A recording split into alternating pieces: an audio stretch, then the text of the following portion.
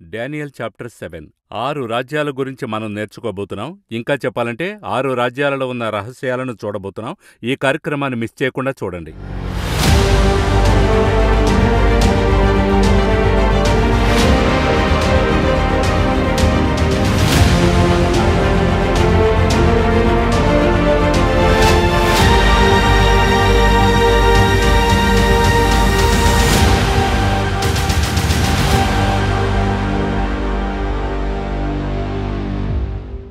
Brother, welcome to the programme. Once again ఈ Daniel chapter 7 తవ్వుతూ ఉంటే నిధులు వస్తూనే ఉన్నాయి. 6 రాజ్యాల గురించి గత నమోదులో మాట్లాడుకున్నాం. ఈ నమోదులో అయితే మనం 4 రాజ్యాల గురించి, ఫస్ట్ 4 కింగ్డమ్స్ గురించి మాట్లాడుకోబోతున్నాం. అయితే ఈ రాజ్యము అని చెప్తుంటే డానియల్ అయితే చాప్టర్ 1లో ఒక విషయం ఫిక్స్ చేస్తున్నాడు. ఆయన అయితే రాజ్యం కింద పనిచేస్తున్నాడు. ఇంకా చెప్పాలంటే బానిసత్వం నుంచి వచ్చాడు. అయితే అక్కడ తాను బానిసత్వంలోనున్న రాజా అవన్నీ దాటి అతడు హెవెన్లీ కింగ్డమ్కి ఒక నిర్ణయం చేసుకున్నాడు. Daniel chapter 1 verse 8. Daniel purpose in his heart, మరో మాటలో తీర్మానించుకున్నాను అని రాయబడింది. అయితే మనం లోకంలో జీవిస్తున్నాం. అయితే డానియల్కి హెవెన్లీ కింగ్డమ్, హెవెన్లీ రాజ్యానికి ఒక పెర్స్పెక్టివ్గా యోచన చేస్తున్నాడు. అయితే ఈ విధానాన్ని ప్రజలకు మనం ఎలా వివరించాలి, మనం ఎలా జీవించాలి ఈ ప్రపంచంలో ఉన్న మనం? కొంత బయట నుండి చెప్పుకుంటూ వస్తాను. డెమోక్రసీ అనేటువంటిది వచ్చి నేనేమైనా చేయొచ్చు, నాకు స్వాతంత్ర్యం ఉంది, ఒక ఫ్రీడమ్ ఉంది. ఆ ఫ్రీడమ్ ఒక లిమిట్లో ఉంది, అంతవరకు నేనేమైనా చేయొచ్చు. బట్ కింగ్డమ్ అలా కాదు. ఏది చెప్పారో అదే చేయాలి. అది దాటి నేను వెళ్ళలేను, ఎందుకంటే కింగ్డమ్ రూల్ అది. ఇప్పుడు ఆ కింగ్డమ్లో కూర్చుంటూ నేనొక తీర్మానం చేయడం అనేది ఎలా ఉంటుంది? చాలా యూనిక్గా ఉంది, డిఫరెంట్గా ఉంది. ఇంకొకటి, తీర్మానం చేసే స్థలంలో నేను ఉండొచ్చు. ఎవరుండొచ్చంటే కింగ్ కొడుకై ఉండొచ్చు. ఒక పవర్ స్టేటస్లో ఉన్నప్పుడు నాకిటువంటి తీర్మానం ఉంది అని చెప్పినట్లయితే ఓకే ఫైన్, అది కూడా యాక్సెప్టబుల్. బట్ నేనే ఇక్కడ స్లేవ్గా వచ్చాను, బానిసగా. అదినూ నేను ఇంకా బానిసగా ఉన్నాను. రాజు దగ్గర ఎటువంటిదైనా ఒక కన్సెషన్స్ లేవు, రాయితీలు లేవు. ఇప్పుడు నేనొక తీర్మానం చేస్తున్నా, నీ భోజనము నేను తినను. ఇప్పుడు మనింటికే ఒకరు వస్తున్నారు, వారికి భోజనం పెడుతూ ఉన్నారు. నాకీ వెజిటేరియన్ అంత ఇష్టము లేదు, నాన్ వెజ్గా పెట్టమంటే మీకెలా కోపం వస్తుంది? పోతే పోని ఆకలితో ఉన్నావని నిన్ను పిలిచి భోజనం పెడితే నువ్వు డిసైడ్ చేసేదేంటి? ఇది నేను తింటున్నాను, నేను తినే ఆహారమే నువ్వు తినాలి, ఇది నా ఇల్లు అనేదే కదా చెప్తాం. బట్ నాకు అలాగా తీర్మానం చేసే అధికారమే లేదంటాను. బట్ అక్కడ నేను అధికారంగా ఒక తీర్మానం తీసుకుంటున్నానంటే దాని అర్థం ఏంటంటే, ఇప్పుడు మీరు చూడండి, జరిగిన సంభవం హిస్టరీలో ఒక గొప్ప దేశం యొక్క ప్రెసిడెంట్ని అరెస్ట్ చేశారు. ఇంకొక దేశం వచ్చి అరెస్ట్ చేసింది, కోర్టులో కూర్చోబెట్టారు. కేసు జరుగుతూ ఉంది. ఇతన్ని ఒక ప్రిజనర్గా చూస్తున్నాడు జడ్జ్. బట్ ఆయన ఎలా చూశాడంటే, అక్కడున్నటువంటి ఆ president, I'm the president of so and so country అన్నాడు. జడ్జి ముందు ఇతను ఒక ప్రిజనర్, ఈయన దృష్టిలో ఈయన స్టిల్ ప్రెసిడెంట్. అదియే డానియల్ యొక్క దృష్టి అంటున్నాను నేను మీ దృష్టిలో ఒక బానిసగా వచ్చాను, బట్ దేవుని దృష్టిలో మేము హెవెన్లీ కింగ్డమ్కి చెందినవారం. మేము దేవుని యొక్క బిడ్డలము. మా రాజు వేరే. ఏదో మా రాజు మీకు మమ్మల్ని అప్పగించాడు, ఒకరోజు మా రాజు మమ్మల్ని విడిపించి మా రాజ్యభారాన్ని భూమిలో జరిపిస్తాం. ఈ మైండ్ సెట్, డానియల్కి ఇటువంటి మైండ్ సెట్ ఉంటే మనకెటువంటి మైండ్ సెట్ ఉండాలో చూడండి.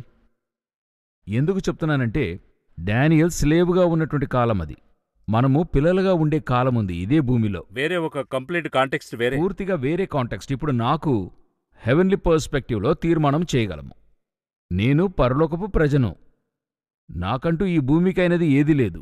బాబిలోన్లో ఇచ్చేది నేను తినను, నేను నాకైనదే తింటాను. దాని అర్థం ఏంటంటే, అహంభావంతో కాదు, నేను చెప్పేదేంటంటే హెవెన్ నాకు ఒకటి చెప్పింది, నేను అదే చేయగలను. ఇంకా చెప్పాలంటే లోకానుసారంగా నేను నడుచుకోను. హెవెన్ చెప్పేట్టుగా నేను చేస్తాను. అయితే లోకానుసారంగా చట్టదిట్టాలకు లొంగి ఉంటాను, ఎందుకంటే హెవెన్ నాకు చెప్పింది. ఇప్పుడు బాబిలోన్ చట్టదిట్టాలకు డానియల్ లొంగి ఉన్నాడు, ఒబేదెలా. అయితే హెవెన్లీ కింగ్డమ్కి, హెవెన్లీ లాకి అది అగెన్స్ట్గా ఉంటే నేను అది చేయలేను. నేను ప్రిఫరెన్స్ దానికే ఇవ్వగలను, సెకండ్ ప్రిఫరెన్సే దీనికి ఇవ్వగలను. ఈ మైండ్ సెట్. ఇందులో మరొక అట్లే ఇటువైపు రండి. న్యూ టెస్టిమెంట్లో ఒక సంభవం ఉంది. మరుసటి రోజు యేసును సిలువలో కొడతారు. గెత్సెమనీకి వెళ్ళాడు. గెత్సెమనీలో ఆయన చేసే ప్రేయర్ చూడండి. మీకు చిత్తమైనట్లయితే ఈ గిన్నె నా యొద్ద నుండి తొలగించుము, అలా చెప్పి అయినా నా చిత్త ప్రకారము కాదు, మీ చిత్త ప్రకారం జరిగించండి. అంతకుముందున్న అధ్యాయాల్లో 13వ అధ్యాయాన్ని మీరు చదివినట్లయితే తండ్రి తనకు అన్నిటినీ అప్పగించాడని యేసు ఎరిగినట్టుగా అక్కడ ఉంటుంది. ఇప్పుడు హెవెన్ ఈయనకి ఏం చేసింది? అధికారం అంతటినీ కూడా ఇచ్చింది. పవర్. ఆయనకి ఎటువంటి పవర్ ఉందట? ఆకాశము నుండి అగ్ని దింపడానికి అధికారం ఉంది. కమెంట్ చేస్తే చాలు. ఒక లేగియోన్ కంటే అధికమైన దూతల్ని దేవుడు పంపిస్తాడంటున్నాడు. అంతగా ఆయనకి పవర్ ఉంది. ఆయన అనుకుంటే 5,000 మందికి అలా ఆహారాన్ని ఇచ్చేయచ్చు. ఆయన అనుకుంటే గాలి అలల్ని నిమ్మలం చేయగలడు. ఆ కాలఘట్టంలో హెవెన్ మొత్తం పవర్ ఈయన చేతికిచ్చింది. అయితే ఈయన చెప్తున్నాడు, కాని నా చిత్త ప్రకారము కాదు, నీ చిత్త ప్రకారంగా జరగనిమ్ము. నాకు చేతిలో అధికారమంతా ఉంది. అయితే తనకు కలిగిన భాగ్యముగా ఎంచకుండా శిలువ పర్యంతము తను తగ్గించుకున్నాడు. ఆయనకు తెలుసు హెవెన్లీ కింగ్డమ్ కొరకే తాను పనిచేయాలి. హెవెన్లీ కింగ్డమ్ దాటి ఏం చెప్తున్నాడు పిలాతు? నిన్ను విడుదల చేయడానికి, నిన్ను సిలువలో వేయడానికి నాకు అధికారముంది. అలా చూసి ప్రభు ఇతనితో చెప్తాడు, అతనిని చూచి అని ఉంటుంది. ప్రభు చెప్తాడు, పరలోకము నుండి నీకు అనుగ్రహింపబడితేనే నువ్వేం చేయలేవు. అప్పుడు ఆ తాటుతోనే వారందరూ ఉండేరు. అలాగా క్లియర్గా ఉన్నాడు. అవును, బయట తను వడ్రంగి కుమారుడు, బయట ఒక ప్రవక్తగా, మరి వెలుపట ఎవరైనా ఏదైనా చెప్పనివ్వండి, నేను దేవుని కుమారుణ్ణి, తండ్రి నాకు అన్నీ అప్పగించాడు. ఈ యొక్క పర్స్పెక్టివ్లోనే మనమందరము ఉండాలి. అదే యేసు చెప్పెళ్ళాడు, ధైర్యము తెచ్చుకోండి, నేను లోకాన్ని జయించాను, మీకు భూమిలో సర్వ అధికారము ఇవ్వబడి ఉన్నది, మీరు వెళ్ళండి అంటున్నాడు. అప్పుడు దానియేలు దగ్గర, అతని దగ్గర ఉండేటువంటి ఒక థాట్, నేను ఏ కింగ్డంలో ఉన్నప్పటికీ నేను పనిచేయడం వేరొక కింగ్డమ్ కొరకు పనిచేస్తున్నాను. బట్ ఈ కింగ్డమ్కి లోబడి ఉంటాను. ఇక్కడున్న ప్రధానులకు, అధికారులకు లోబడి ఉంటాను. ఎందుకంటే నేను లోబడి ఉండాలని చెప్పబడ్డా. ఎంతగా నేను అమెరికా నుండి వచ్చినా నేను కుడి ప్రక్కే బండి నడుపుతా. ఎందుకంటే ఇక్కడున్న రూల్కి లోబడతా. మా ఊర్లో లెఫ్ట్లో నడుపుతా అని చెప్పి ఇక్కడ లెఫ్ట్లో నడపలేం. ఇక్కడ తగినట్టుగా ఇక్కడున్న ట్యాక్స్ నేను పే చేస్తా, జీఎస్టీ ఏదో నేను పే చేస్తా. ఇక్కడున్న రూల్స్ అండ్ రెగ్యులేషన్స్ నేను ఫాలో చేస్తాను. అమెరికన్ కాబట్టి నేనేది ఫాలో చేయననేటువంటి అర్థం లేదు. అదేవిధంగా నేను హెవెన్లీ పర్సన్ అయినప్పటికీ లోకములో ఆజ్ఞాపించబడిన అధికారానికి లోబడి ఉంటా. అట్ ది సేమ్ టైం నా మైండ్లో ఉంటుంది, నేను అమెరికన్, నేనెప్పుడన్నా అక్కడికి వెళ్తాను. ఆ విధంగా నేను హెవెన్లీ పర్సన్. ఆ యొక్క కింగ్డమ్ని, ఈ 2 కింగ్డమ్స్ని కూడా పెట్టుకుని జీవించాలి. ఎలా ఉంటుందో చూడండి. వెలుపల వరల్డ్లీ కింగ్డమ్, లోన హెవెన్లీ కింగ్డమ్. ఈ మిశ్రమమే మీరు నేను. ఇదే డానియేల్ యొక్క ప్లస్ పాయింట్ యేసుక్రీస్తు దగ్గర కూడా ఉండింది. ఒక కాలంలో అపోస్తలులందరూ ఇదే ఫాలో చేస్తూ వెళ్లారు. అందరూ ఆ విధంగా ముఖ్యమైన క్వాలిటీగా మనం చూడాల్సి ఉంది, చూస్తూ ఉన్నాం. ఈరోజు మనమెందుకు అనేక చోట్ల భయపడుతూ ఉన్నాం? ఫ్యూచర్ని గూర్చో లేక కింగ్డమ్స్ని గూర్చో, ఎవరొస్తారు, ఏం జరుగుతుంది, ఎలా, ఏం కాదు. భూరాజులందరికీ అధిపతి యేసుక్రీస్తని ప్రకటన 1:5లో ఉంది. ఏదీ జరగదు, అన్నీ మారి జరుగుతూనే ఉంటాయి. దేవుని బిడ్డలకు రాజుగా ఉన్నాడు. మనకేమిటి ప్లస్ పాయింటో తెలుసండి? లోకములో ఏ రాజు కానివ్వండి, ఇప్పుడు అమెరికన్ ప్రెసిడెంట్ 4 సంవత్సరాలే, మరొక 4 సంవత్సరాలు, 8 సంవత్సరాలే, కొన్ని చోట్ల 5 సంవత్సరాలు, కొన్ని చోట్ల 10 సంవత్సరాలు, కొన్ని చోట్ల 20 సంవత్సరాలు. అటు తర్వాత వెళ్ళిపోతారు. అయితే మన రాజు వెళ్ళిపోవడానికి దారే లేదు. ఎందుకంటే ఆయనకి ఎలక్షన్ లేదు, మరణించేటువంటిది లేదు. నిత్యమైన రాజు, నిరంతర రాజు. అప్పుడు మనమెంత ధైర్యంగా ఉండాలో చూడండి. ఇంకా ఆయనకు మనం ఎంత రెస్పాన్సిబుల్గా ఉండాలి అనేది అది ఉంది. ఇంత రెస్పాన్సిబుల్గా ఉండాలి. ఎంత దూరానికి ఇంకా చెప్పాలంటే అంతటి డిగ్నిఫైడ్గా నడుచుకోవాలి. నేనొక రెస్పాన్సిబుల్గా ఉన్నతమైన కింగ్డమ్కి వస్తున్నానని చెప్తే దానికైనా ఇది నా దగ్గర ఉండాలి. అదే దేవుడు ఎక్స్పెక్ట్ చేస్తున్నాడు అక్కడ. ఇప్పుడు దానియేలు చాప్టర్ 7లో 6 రాజ్యాల గురించి గతంలో రికార్డ్ చేశాం. మొదటి 4 రాజ్యాల గురించి మాట్లాడాలని చెప్పుకున్నాం. ఈ 4 కింగ్డమ్స్ ముఖ్యమైన కింగ్డమ్స్గా ఉన్నాయి. దీని గురించి వివరిస్తే ప్రేక్షకులకి ఒక పర్స్పెక్టివ్ దొరుకుతుంది. ఈ కింగ్డమ్ను గురించి ఎందుకు ఇంతగా చెప్పబడుతుంది? మొత్తం ప్రపంచమంతటా చూస్తే ఆరంభం నుండి చివరి వరకు 7 kingdoms. As per Bible 8th వచ్చి యాంటీక్రైస్ట్ కింగ్డమ్. మీ యొక్క దృష్టిలో 9th వన్నే గాడ్స్ కింగ్డమ్. సో ఇప్పుడు ఎందుకు ఈ 4 గురించి అధికంగా చెప్పబడుతుంది? దాదాపుగా 3 విధాలుగా ఇది చెప్పబడింది. ఒకే విషయం. ఉదాహరణకు ఆ నెబుకద్నెజరుకు ప్రతిమను దేవుడు చూపించాడు. బంగారు, వెండి, ఇత్తడి ఇవన్నీ. ఇప్పుడు డానియేలుకి 4 మృగాలను చూపిస్తున్నాడు ఈ చోట. అవునా? ఇది అట్లే 8వ అధ్యాయంలో మేకపోతుగా చూపిస్తాడు. 2 కొమ్ములు గలది, 1 కొమ్ము గలది. ఇదే విషయం, కాన్సెప్ట్. ఎందుకు మారి మారి వస్తోంది? కారణం ఏదైనా ఉందా? ఇప్పుడు మనమింతకు ముందు చెప్పుకున్నాం, ఆ నెబుకద్నెజరుకి ఎలా మాట్లాడితే అర్థమవుతుందో అతనికి అలా మాట్లాడితేనే అర్థమవుతుంది. అతనికి శిల ద్వారా మాట్లాడాలి. ఈ స్థలంలో మాట్లాడేప్పుడు బెల్షస్సర్ పీరియడ్లో మాట్లాడేప్పుడు ఎలా మాట్లాడాలంటే ఆ మృగమును బట్టి దానియేలుకు తెలియజేయాలి. కరెక్ట్. మేకపోతే అయితే మాదియా పారసీక సామ్రాజ్యం వేరే ఒక కింగ్డమ్ అది. వేరొక కింగ్డమ్ వచ్చింది. వారితో మాట్లాడేప్పుడు ఆ విధంగా మాట్లాడాలి. సో ఎవరికి ఎలా మాట్లాడాలి, ఎవరికి ఎలాగనే దాన్ని బట్టి.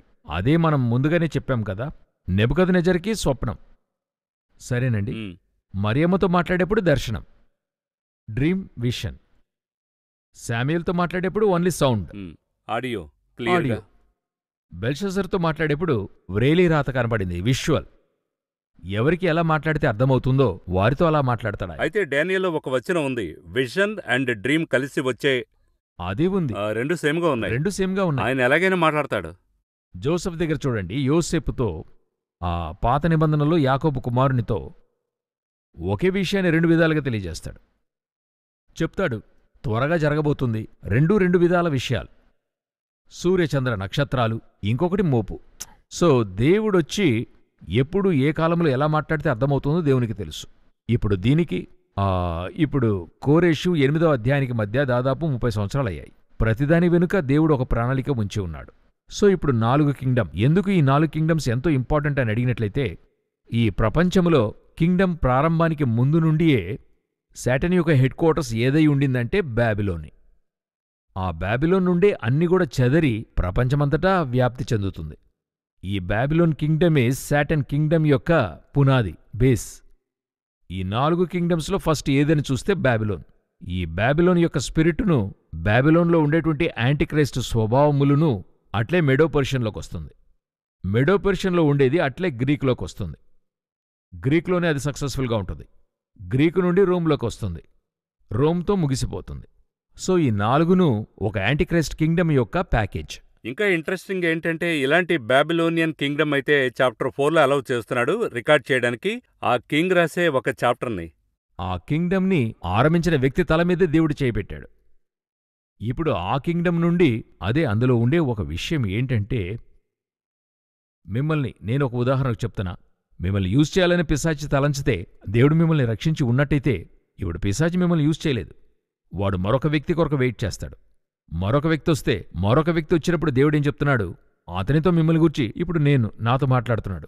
ఇక నేను మారు మనసు పొందాను. ఇప్పుడు పిశాచి వెయిట్ చేస్తూ, సరి మరో వ్యక్తిని చూద్దాం, ఇలా చేస్తూనే ఉంటాడు. బాబిలోన్ కింగ్డంలో నెబుకద్నెజర్ని అలా తీసుకుంటే, నెబుకద్నెజర్ని దేవుడు సంధించిన తర్వాత నెబుకద్నెజర్ మనసు మారుతున్నాడు. అటు తర్వాత కొంత వెయిటింగ్. ఆ తర్వాత మెడో పర్షియన్ సామ్రాజ్యం ఇక్కడ దిగి పిశాచి క్రియ చేస్తున్నప్పుడు, ఈ రాజు కూడా దేవుడికి లోబడి కోరేషు ఆ మహా గొప్ప దేవుడిని చెప్తూ ఉన్నాడు. తిరిగి వెయిట్ చేస్తున్నాడు, ఇంకొక ఛాన్స్ వస్తుందని. గ్రీకు సామ్రాజ్యం వస్తుంది. అందులోనే యాంటియోకస్ IV ఎపిఫెనస్ వస్తున్నాడు. అతను దేవునికి లోబడని వాడు. అతను పిశాచి చెప్పేదంతా చేస్తున్నాడు. ఈ విధంగానే పిశాచి ప్రతి కింగ్డంలోనూ వెయిట్ చేస్తూ ఉంటాడు. ఒక్కో రాజ్యం ఏర్పడుతున్నప్పుడు ఆ కింగ్డంలో దేవుడు తన బిడ్డల్ని పంపి ఆ కింగ్డంని తన వైపుగా తిప్పుతాడు. ఆయనకి తెలుసు ఏ కింగ్డమ్ తిప్పబడుతుంది, ఏది కాదని తెలుసు. ఎందుకంటే ఆయన సావర్నిటీ, ఆయనకది తెలుసు. మనకే అది తెలీదు. సో ఇప్పుడు మనకి 4 కింగ్డమ్స్ చేర్చే ఒక యాంటీక్రైస్ట్ కింగ్డమ్ యొక్క ప్యాకేజ్. బాబిలోన్లో ఆరంభించి రోమ్లో ముగించబడుతుంది. ఈ యొక్క కింగ్డంలో బాబిలోన్ యొక్క ఫస్ట్ కింగ్డమ్. ఇందులో వీరిని చూసినట్లయితే ఈ 4 చేర్చబడిందే ఒక కింగ్డమ్ అనేట్టుగా ఒక యాంటీక్రైస్ట్ కింగ్డమ్ అన్నందుకు వాక్యములో చెప్తాను. అది ఎలాగంటే, ప్రకటన 13:2లో చూసినట్లయితే యాంటీక్రైస్ట్ కింగ్డమ్ గురించి చెప్పేప్పుడు ఈ 3 మృగాలు అందులో ఉంటాయి. నేను చూచిన మృగము చిరుతపులి వలె ఉంది. ఇందులో 3వది చిరుతపులి. దాని కాళ్ళు ఎలుకబంటివి. ఇందులో 2వది ఎలుగుబంటి. దాని నోరు సింహపు నోరు. మొదటిగా సింహము. ఈ 3 అక్కడ ఉంటాయి. అప్పుడు ఈ మూడిటిలోనూ ఉండేటువంటి విషయాన్ని తీసుకుని ఒక కింగ్డమ్ ఫామ్ చేయబోతున్నారు. లోకానుసారంగా కొంత అర్థం కావాలంటే నేను చెప్తాను. ఒక్కొక్క దేశాన్ని ముట్టడి చేసేప్పుడు హిస్టరీలో ఉంది. ఒక్కొక్క విధంగా పట్టుకుంటారు. ఆ దేశాన్ని పట్టుకునేప్పుడు స్ట్రాటజీ యూజ్ చేసి వీరిని ఎలా పట్టుకోవచ్చు అనేటువంటి ఒక థాట్ ఉంటుంది.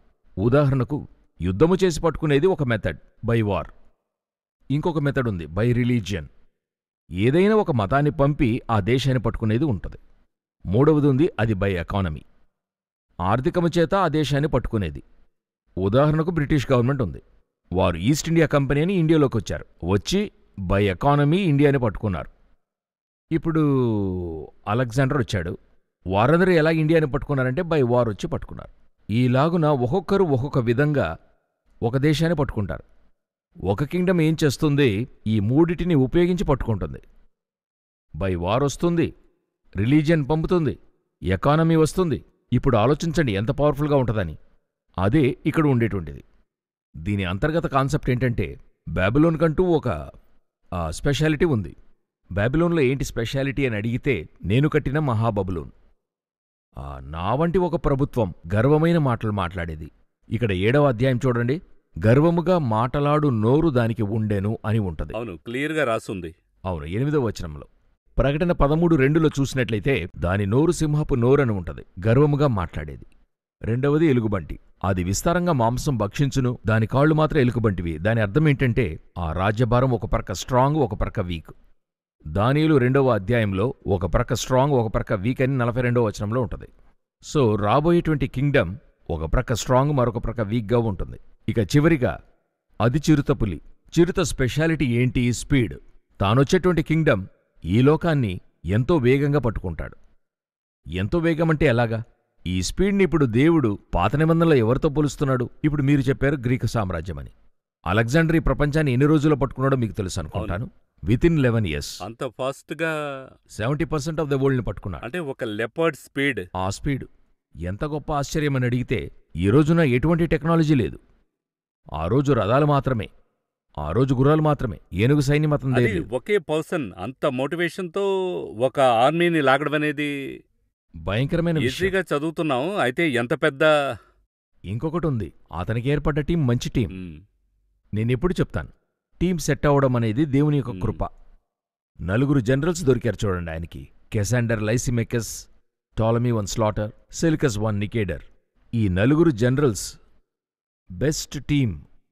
అలెగ్జాండర్ అనుకునేది వారు చేసేవారు. మ్, అలెగ్జాండర్ ఏంటో అదే ఆ 4. అందువల్ల చూస్తే 8వ అధ్యాయంలో అలెగ్జాండర్ గురించి చెప్పేప్పుడు విశేష కొమ్ముని తెలియజేయబడుతుంది. ఈ 4 గురించి చెప్పేప్పుడు 4 విశేష కొమ్ములని చెప్పబడుతున్నారు. ఈక్వల్ టు అలెగ్జాండర్ చక్రవర్తి స్పెషాలిటీ. సో ఈ యొక్క స్పీడ్ అలెగ్జాండర్ 11 సంవత్సరాల్లో. ఇప్పుడు యాంటీక్రైస్ట్ గవర్నమెంట్ వచ్చేప్పుడు అతను ఎలా పట్టుకుంటాడట? 3.5 సంవత్సరాలు పట్టుకుంటాడు. అంతకంటే స్పీడ్. దానికంటే స్పీడ్. 3.5 సంవత్సరాల్లో లోకాన్ని పట్టుకోగలిగితే, ఈ రోజున్న కండిషన్కి ఇప్పుడు 4000 శాటిలైట్లున్నాయి. ఈ 4000 శాటిలైట్స్ని కంట్రోల్ చేసే ఒక స్పేస్ స్టేషన్ ఉంది, ఇంటర్నేషనల్ స్పేస్ స్టేషన్. ఈ ఒక స్పేస్ స్టేషన్ ఎవరు కంట్రోల్లో తీసుకుంటారో వాని కంట్రోల్లోకి వెళ్తుంది వరల్డ్. మీ ఎకానమీ శాటిలైట్ బేస్ చేస్తుంది, మీ చదువు శాటిలైట్ బేస్ చేస్తుంది, మీ యొక్క వారు వెదరు ఏదైనా తీసుకోండి, దేన్ని నమ్ముకునున్నాం? Satellite based life. 80% satellite based life. ఇంకొక 20% ఉంది, అది వచ్చే రోజుల్లో పోతుంది. అలా వెళుతున్నప్పుడు ఒకరు మరి ఎవరు శాటిలైట్ని చేతిలో తీసుకుంటారో వారే వరల్డ్ని ఏలేవారుగా ఉంటారు. ఇదే నిజం. సో ఈ శాటిలైట్ వార్ జరుగుతుంది. స్టార్ వార్స్ అన్నట్టుగా శాటిలైట్ వార్స్. శాటిలైట్ వార్లో ఎవరు శాటిలైట్ అంతా కంట్రోల్ చేస్తారో వారే లోకాన్ని వెళ్తారు.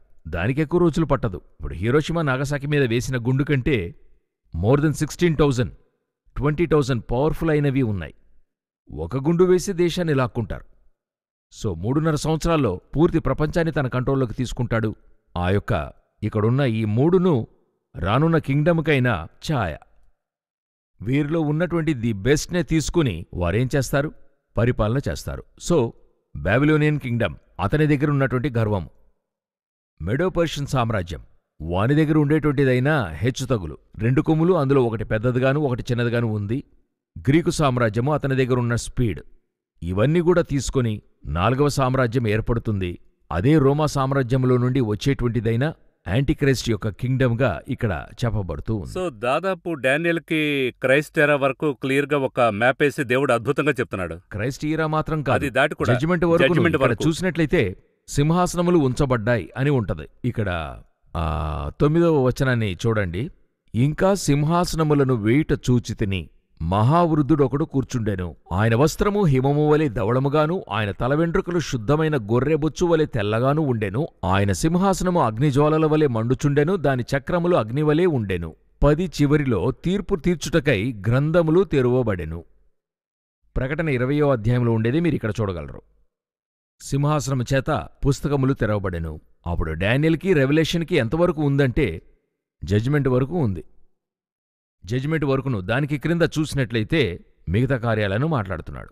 సో డానియల్కి దేవుడు ఆల్మోస్ట్ అన్ని కూడా బయలుపరిచిచ్చాడు. ఏ పార్ట్ మాత్రం ఇవ్వలేదని అడిగితే చర్చ్ పార్ట్ మాత్రం అతనికి ఇవ్వలేదు.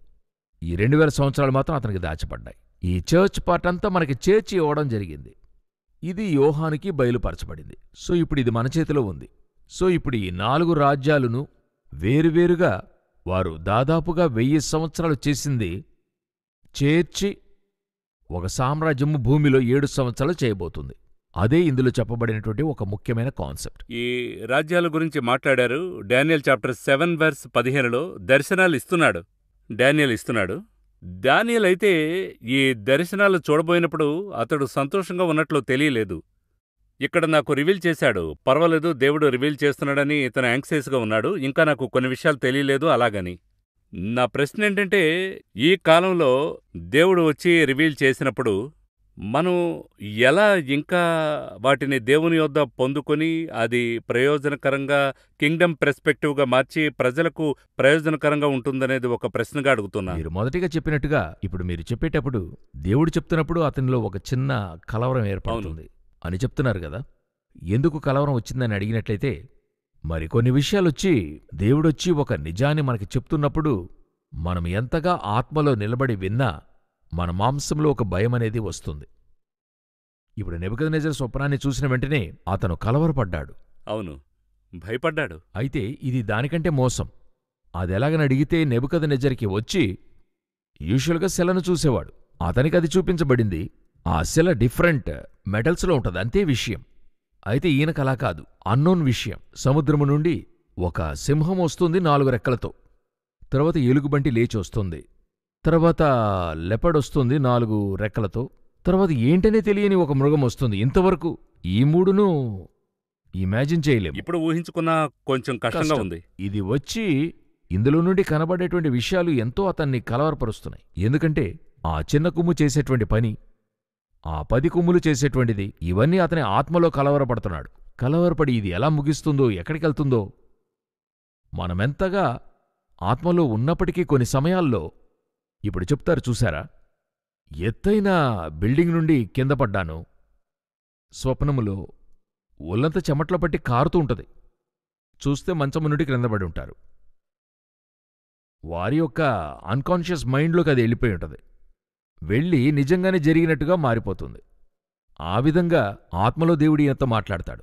మాట్లాడుతున్నప్పుడు దానియేలుకి ఈ సంభవాలు చూసినప్పుడు ఒక భయం ఏర్పడుతుంది. ఎహెచ్కేలు చెప్తున్నాడు, నా దగ్గర ఒక గ్రంథపు చుట్ట ఇవ్వబడింది, అది తీసుకుని తినమంటే నేను తిన్నాను, అది నా నోటికి తేనె వలెను, నా కడుపుకి చేదుగా ఉండింది. దాని అర్థమేంటంటే, ప్రవచనం అందించేప్పుడు బాగానే ఉంటుంది, చెప్తాం, నువ్వొచ్చి ఆ నినవే నాశనమవుతుంది, తూరు అలా అవుతుంది. అయితే జరుగుతున్నప్పుడు, డైజెస్ట్ అవుతున్నప్పుడు, కడుపుకి అది జరుగుతూ ఉన్నప్పుడు నాకది చేదుగా ఉండింది, అది నాలోకెళుతూ కొంత డైజెస్ట్ అవడం కష్టం. అదేవిధంగా ఈయనకి ఆ ప్రాఫెసీ చెప్పడమే కష్టంగా ఉంది. ఎందుకంటే యాంటిక్రైస్ట్ లోకాన్నే చివరిగా నాశనము చేసే ఒక వ్యక్తి.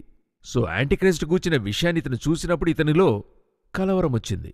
కలవరపడుతూ ఇతనేం చేస్తున్నాడు, అట్లే నిశ్చేష్టుడై నిలిచిపోతున్నాడు. మన దేవుని స్పెషాలిటీ ఏంటంటే, మనకి చెప్పేప్పుడే ఆదరించడానికి ఒక వ్యక్తిని కూడా పంపించాడు. ఒక దూతను అక్కడ నిలవబెట్టి, భయపడద్దు, ఇవన్నీ జరుగుతాయి అని చెప్పి ఆదరిస్తాడు.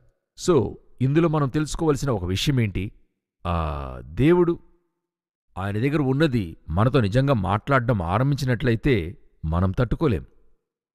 ఇంతకంటే కూడా అనేక కార్యాలు. అలాగే మీరు చూడండి, యోహానును ప్రకటన గ్రంథములో చచ్చిన వాని వలె పడినట్టుగా చూడాలి. అలాగే స్టన్ అయిపోయి నిలబడ్డాడు, స్టన్ అయిపోతున్నాడు. ఎందుకంటే జరిగే సంభవం అలాగా టోటల్ భూమిను.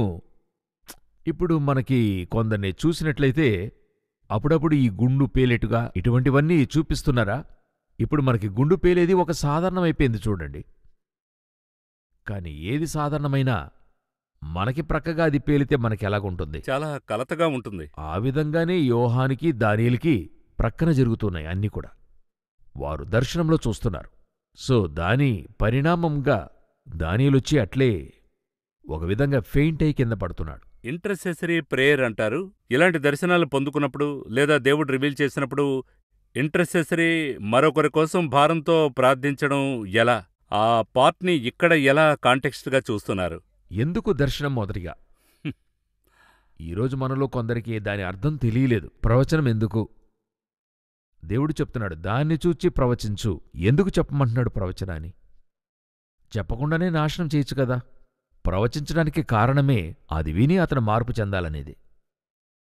ఆ భారం మీకు రావాలి. దేవుని హృదయం మీకొచ్చినట్లయితే మీరు ప్రవచించేప్పుడే ఎలా చెప్తారంటే, అయ్యో ఇతను రక్షించబడాలే, ఇతనికి ఆ నాశనం కలుగుతుందే, ఇందులో నుండి అతను రక్షించబడాలి, ఆ మోటివ్లోనే మీరు ప్రవచనాన్ని చెప్తారు.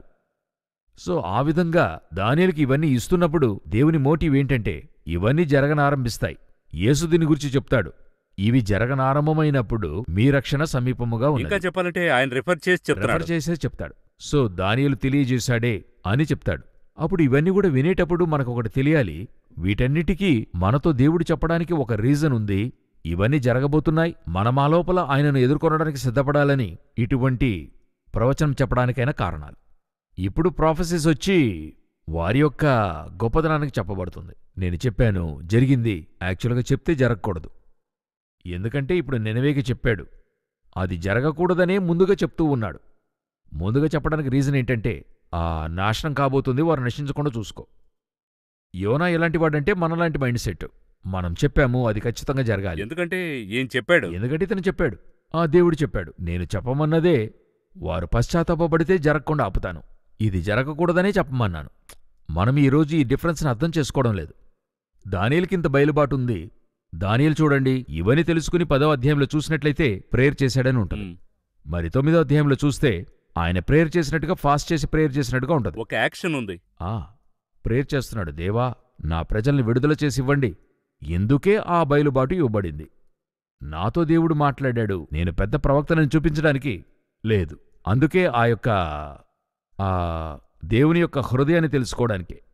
దేవుడు ప్రాఫెసీ చెప్పేది అతను మారుమనసు పొందడానికే తప్ప, నేను చెప్తున్నాను, చేస్తున్నాను, చూడు అని పర్ఫామ్ చేయడానికి దేవుడు చేయలేదు. మరి దేవుడొచ్చి డ్రామా ఆర్టిస్ట్ కాదు, చెప్పినట్టుగా ఖచ్చితంగా చేస్తాననేది కాదు. ఆయన చెప్తే చేస్తాడు. అయితే చెప్పడానికైన కారణం, అది జరగకూడదు, ఈ జనులందరూ రక్షించబడాలని ముందు హెచ్చరిక. అదే మైండ్ సెట్ ప్రవక్తకున్నట్లయితే మంచిది. ఈ టోటల్ బైబిల్ కానివ్వండి, అది కాకుండా మన మినిస్ట్రీ కానివ్వండి, మన ఛానల్ కానివ్వండి, మన ఉద్దేశం దేవుణ్ణి ఫోకస్ చేయడమే కాని మనల్ని ఫోకస్ చేయడం కాదు. మనల్ని ఫోకస్ చేసి ఎవరికేం ప్రయోజనం? అర్థమైంది. నేనెప్పుడు చెప్తాను, మన యొక్క సేవకుల్ని ఫాలో చేయొద్దండి. సేవకుడు చెప్పేది వినండి, ఆ తర్వాత దేవుని చూస్తూ వెళ్ళండి. యేసే చెప్పింది చెప్తున్నాను. ఆయన చెప్తున్నాడు, మోషే ధర్మశాస్త్రములు ఉన్నట్టుగా ఆయన చెప్పినట్టుగా చేయండి, వారు చేసినట్టుగా చేయకుండా ఉండుడి. ఇదే ఒకే కాన్సెప్ట్. ఈ కార్యక్రమంలో మనం చివరికొచ్చాం. తర్వాత కార్యక్రమంలో మనం ఏం ఎదురు చూడబోతున్నాం? వచ్చే కార్యక్రమంలో 8వ అధ్యాయంలో ఉండే ఇదే మాదీయ పారసీక గ్రీకు సామ్రాజ్యము, ఇవి రెండు గురించి అక్కడ చెప్పబడింది. తర్వాత మేకపోతన ఉంది. ఇవి రెండింటికి మధ్యలో ఉన్నటువంటి డిఫరెన్స్ని మనం చూద్దాం. చాలా సంతోషం బ్రదర్ జగన్. చాలా విషయాలు మనం 7th చాప్టర్లో చెప్పాం. 8th చాప్టర్ కోసం ఎదురు చూస్తున్నాను. డానియేల్ దర్శనాల్లోని ఆసక్తికరమైన